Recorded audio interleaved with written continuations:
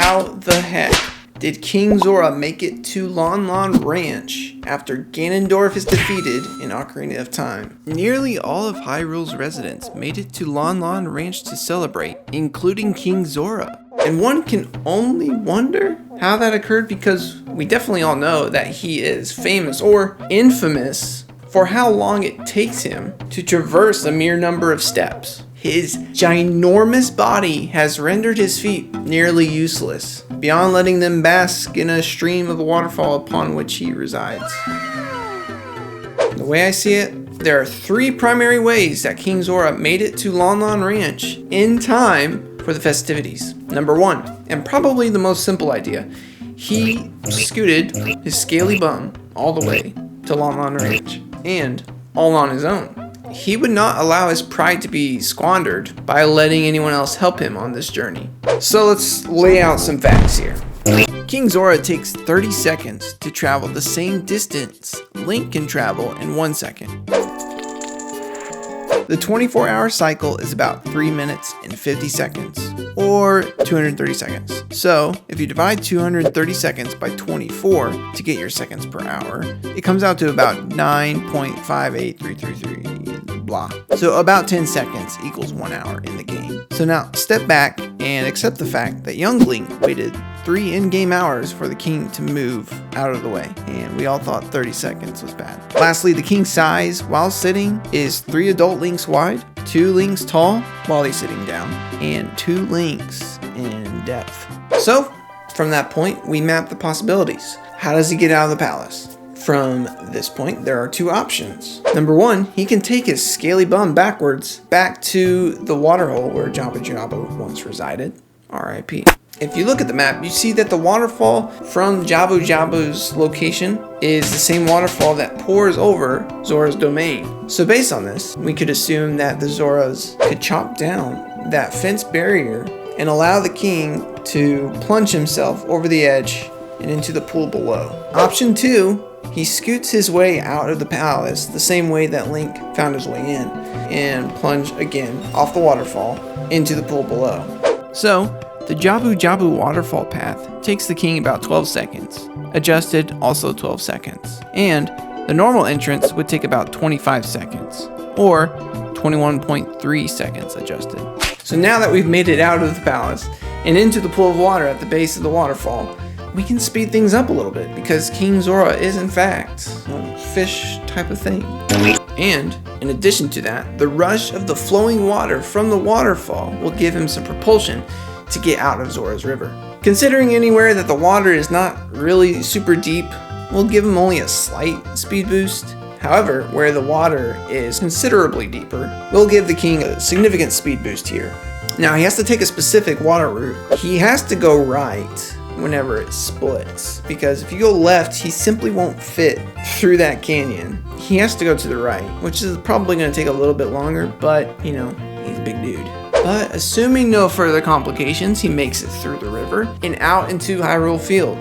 The Zora's River would take about 57 seconds, or 40.2 adjusted seconds. The king will actually want to just get right onto the bank, so he swims over to the water's edge and begins the final scoot. The most direct line to Lon Lon Ranch includes a significant hill to climb, so this will definitely affect his scooting speed. You gotta take that into consideration. But after this climb, it's pretty much a straight shot over to Lon Lon Ranch. We're gonna keep his scooting speed about the same. Hyrule Field comes in to about 48 seconds, or 51.7 adjusted seconds.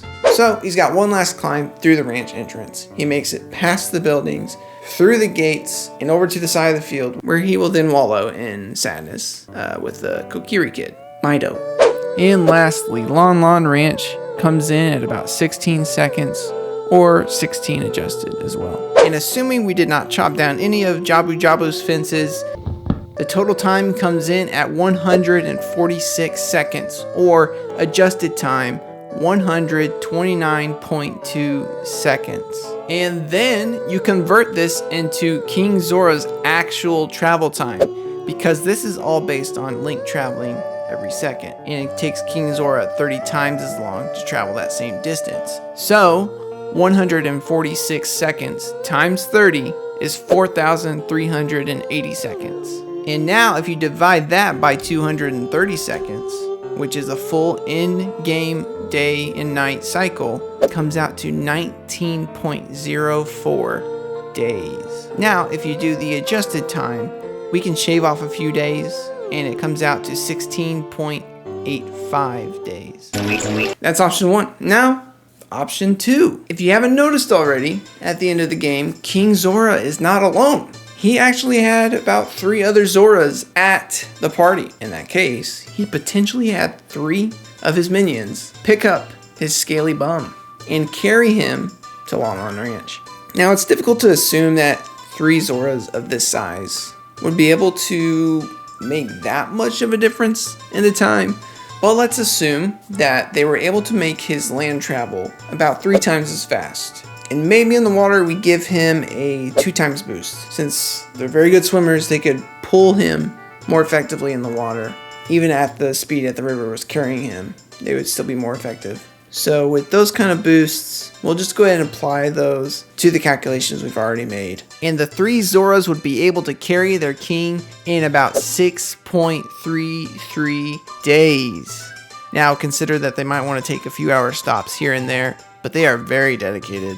I would say give them about 1 week. That's more than half of what the previous time was set, even with the adjustments. Now that second option isn't as exciting, but this third one is pretty good. Option number 3, King Zora, he writes a letter. Now stick with me. He hands his top secret letter to one of his loyal Zora minions.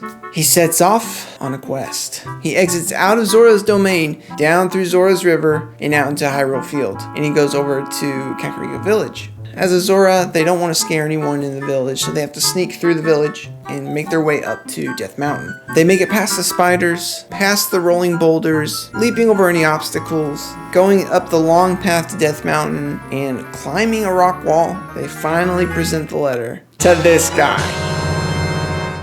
So option 3, King Zora sent a letter to Mr. Giant Goron on the top of Death Mountain. And the letter is a special invitation to lift King Zora's scaly bum into the heavens, transcending all of the lowly people below, and in a few steps make it over to Lon Lon Ranch. And in my opinion, based on the in-game facts, this is truly the way that King Zora made it to Lon Lon Ranch. And here's why. With Hyrule Kingdom saved, and everyone gathering to enjoy the festivities that Ganondorf's defeated, I can't imagine that they waited that long to celebrate. The fact that it would take King Zora this many days and nights in-game to even make it there doesn't seem plausible. They would plan the party in a few days and get everyone to the ranch and celebrate. If King Zora truly scooted his way to Lon Lon Ranch, I would think that he would look much leaner. He would be in lighter spirits, having conquered such a crazy trek, and possibly even be a little happier than he is because he would have had more time to grieve his daughter being turned into a magical light, and therefore join the others in dancing. But alas, these things did not occur as shown here, so it makes me believe that Zora's and Goron's united in this event. And Mr. Giant Goron, that you can see dancing at the party, picked up King Zora's scaly bum and brought him over. The end. Subscribe.